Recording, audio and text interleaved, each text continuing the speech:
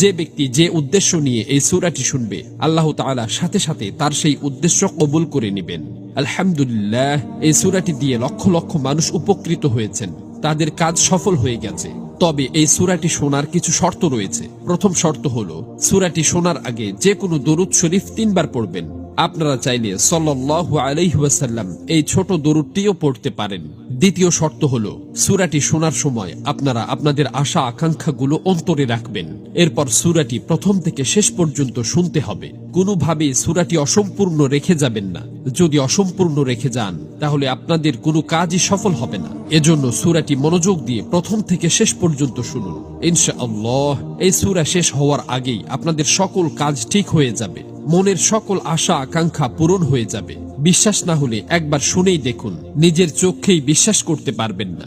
মহান আল্লাহর কাছে দোয়া করি, হে আল্লাহ, যারা পবিত্র কোরআনের এই সূরাটি শোনার জন্য গভীর আগ্রহ নিয়ে বসে আছে, আপনি তাদের সকল বিপদাপদ ও বালা মুসিবত দূর করে দিন। তাদের অন্তরে লালিত স্বপ্ন ও অপূর্ণ আশা আকাঙ্ক্ষাগুলো গায়েব থেকে পূরণ করে দিন। আমিন। কমেন্ট বক্সে আপনিও আমিন লিখে দোয়াতে শরীক থাকুন, কেননা কে জানে যে কার দোয়া কখন কবুল হয়ে যায়। তো চলুন সূরাটি শুনে নেওয়া যাক। أعوذ بالله من الشيطان الرجيم. بسم الله الرحمن الرحيم.